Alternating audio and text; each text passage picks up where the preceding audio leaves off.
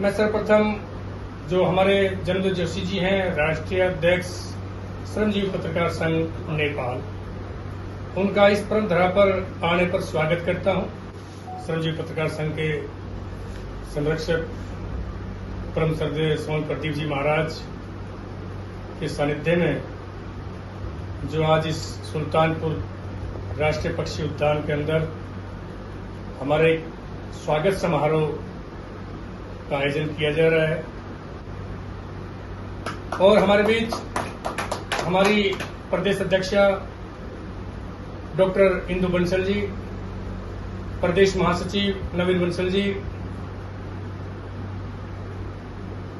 और हमारे जिला के उपाध्यक्ष भाई हंसराज जी, भाई रफीक खान जी, महासचिव वासुदेव जी, भाई मीर सिंह जी, शिवाजी, राधेश्याम शर्मा जी, भाई राजेश जी और गुड़गांव जिले से जो मेरे साथी पत्रकार आए, बिटिया भी साथ आई है। मैं इनका यहाँ पहुंचने का स्वागत करता हूं। ओली जी, जन्मदेव जोशी जी, जैसी जी, मैं आपको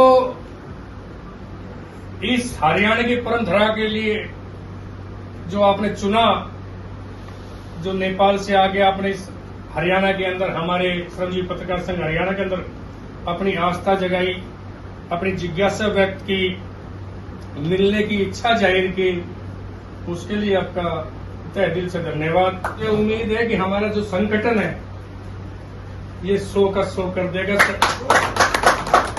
क्योंकि जो 25-25, 30-30 साल जो पत्रकारिता कर चुके, आज हमारे किसी साथी के अंदर धन कमाने की लालसा नहीं है। एक पत्रकारिता के स्तर को ऊपर उठाने के बारे में विचारधारा एक मत होती जा रही सभी की कि जो नौजवान पीढ़ी है, जो हमारे आने वाला जो युग है, हमारी जो पौध है, जो पत्रकारिता जगत के अंदर कदम धरने जा रहे हैं, जो समस्याएं चाहे वो सरकार के लेवल की हो, चाहे समाज के लेवल की हो, जो हम भुगतभोगी हैं, वो आने वाले जो पत्रकार साथी हैं उनको ना सामना करना पड़े, उसका पूर्ण प्रयास किया जा रहा है ताकि शासन प्रशासन के अंदर एक साफ सुथरा कलम का सिपाही आप लोगों के बीच आए। आपका पुनः धन्यवाद। जय हिंद, जय हरियाणा, जय नेपाल। बहुत अच्छा लगा जी, जो जैसे आप सब लोग पत्रकार के साथ बातचीत की और आपने जो वेलकम प्रोग्राम किया, इसके लिए नेपाल के जो हमारा संगठन है श्रमजीवी पत्रकार संघ की तरफ से बहुत बहुत शुक्रिया अदा करता हूँ। और आगे दिन में आपका जो एजेंडा है, मुद्दा है, यहाँ का जो पत्रकारों का जो लीगल प्रॉब्लम समस्या जो है हमारा नेपाल में भी है, वो दोनों समस्या, दोनों प्रॉब्लम हल करने के लिए साथ साथ आगे बढ़ेंगे, ऐसा सोच बनाया था। लेकिन जब इधर आया चेयरमैन से और यहाँ का जिला का लीडरशिप और आप लोग जब मिले तो मेरे को ऐसा कॉन्फिडेंट आगे बढ़ रहा है कि अब हमारा जो मांग है, पत्रकार का मांग ज़रूर पूरा करेंगे। पूरा करने के लिए हम लड़ेंगे, आवाज़ उठाएंगे, आवाज़ के आवाज़ साथ साथ आगे बढ़ेंगे, ऐसा कॉन्फिडेंट आगे बढ़ रहा है। तो फिर भी हम बार बार आएंगे और यहाँ का पत्रकार को भी नेपाल में इनवाइट करेंगे और साथ साथ आगे बढ़ेंगे, ये कॉन्फिडेंट मेरा होगा है। इंडिया और नेपाल के जो है कॉमन इश्यूज क्या है जो आप उठाना चाह रहे हो? कौन से ऐसे पत्रकारों को लेकर के कॉमन इश्यूज हैं जो इंडिया को भी ज़रूरत है और नेपाल को भी ज़रूरत है आज की? कॉमन इश्यू ये है कि पत्रकारों का जो पत्रकार लोगों का जो पेशागत सुरक्षा है और सामाजिक सुरक्षा है, जो सोशल सिक्योरिटी कहता है, पेशागत सिक्योरिटी, जॉब सिक्योरिटी और सोशल सिक्योरिटी और फिजिकल सिक्योरिटी, भौतिक आक्रमण भी पत्रकार के साथ बहुत हुआ है। जब जुन कंट्री में मूवमेंट हो रहा है वहाँ रिपोर्टिंग करने के लिए पत्रकार लोग तो जाना ही पड़ेगा, जनता को संप्रेषण करने के लिए। वो बोलता है ना, वो कानून में तो नहीं है, तो ग्लोबल्ली एउटा मान्यता है कि पत्रकार चौथो अंग है।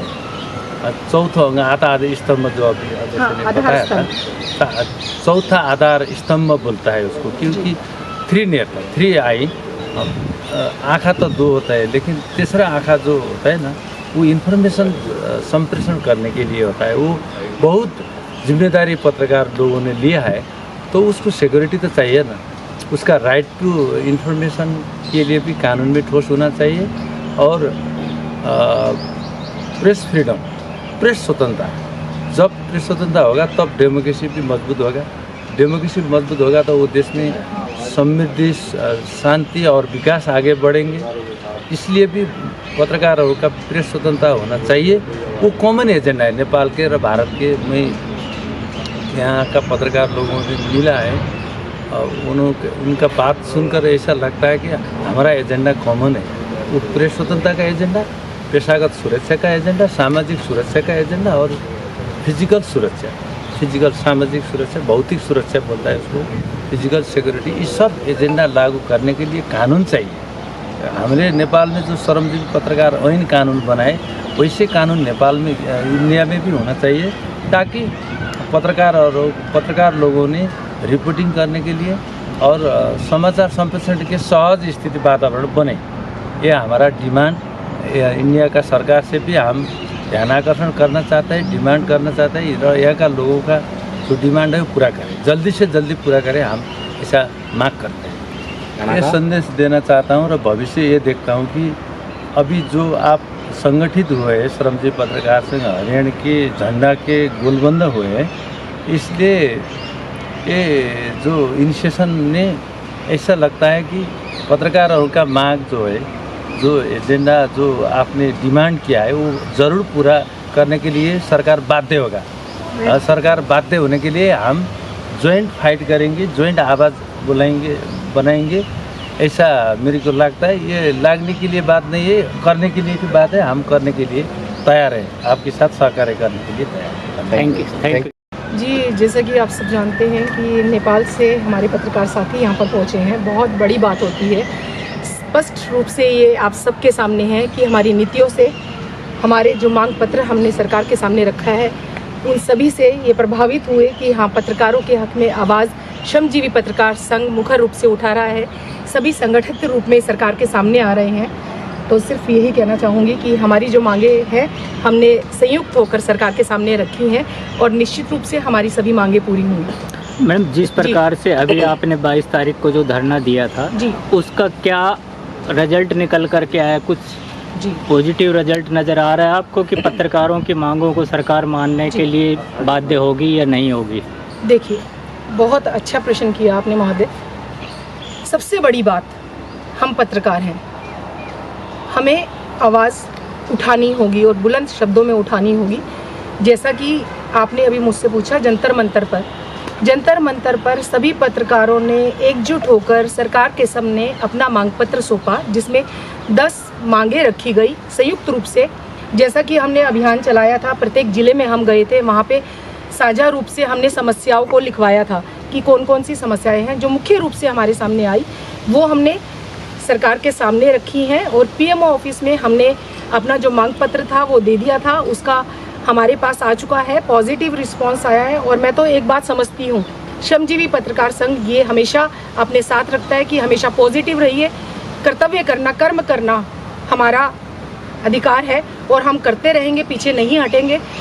प्रत्येक जिले से जिले के अधिकारियों को, सरकार को हमने अपने मांग पत्र सौंप दिए हैं। कल मुख्यमंत्री जी आए थे, मैंने पहले भी कहा, गोहाना में विकास और धन्यवाद रैली थी, तो वहाँ पे भी हमने अपना मांग पत्र सौंपा है। और बहुत, मैं तो निश्चित रूप से ये कहूँगी कि हम अगर एकजुट रहेंगे, एक आवाज़ रहेंगे, तो सरकार तक हमारी मांगे पहुँचेंगी, पहुँच चुकी हैं और हमारी मांगे भी पूरी होंगी। जी मैडम, जिस प्रकार से इंडिया और नेपाल मिल करके जो है पत्रकारों के लिए संघर्ष कर रहा है, तो आपको क्या लग रहा है कि इसका भविष्य किस तरह से रहेगा? क्या आगे भी इस तरह की योजनाएं चलती रहेंगी या केवल थोड़े समय के लिए ही जो है इस तरह का कार्यक्रम रखा गया है? मात्र 1 साल 4 महीने की अल्प अवधि हुई है श्रमजीवी पत्रकार संघ को अस्तित्व में आए। ये प्रयास एक दिन का तो है नहीं, हम सब जानते हैं। शने शने धीरे धीरे सब कुछ होता है, बूंद बूंद से सागर भरता है। और हमारे सागर का प्रत्यक्ष प्रमाण है कि नेपाल से हमारे पत्रकार साथी यहाँ पर आए हैं, तो भविष्य तो उज्जवल है। निश्चित रूप से हमारा भविष्य उज्जवल है, कहीं कोई संशय नहीं, कुछ भी नहीं। सिर्फ एकजुट रहिए, अपनी आवाज़ को इसी तरह से उठाते रहिए और हमारी मांगे पूरी होंगी। मैं तो पूरी तरह से आश्वस्त हूँ। जी बिल्कुल, पूछिए। Thank you. आपने पूछा कि किस तरह से आप भविष्य देखते हैं। मैं भविष्य पहले भी कहा कि उज्जवल रूप में देखती हूँ। लोकतंत्र का चौथा आधार स्तंभ सब जानते हैं। मैं ये चाहती हूँ वही मान सम्मान और वही सुविधाएं जो बाकी 3 आधार स्तंभ को मिलती हैं, निश्चित रूप से लोकतंत्र के चौथे आधार स्तंभ को भी मिलेंगी और हम वो सुविधाएं और वो मान सम्मान लेकर रहेंगे। जय हिंद, जय भारत, जय हरियाणा।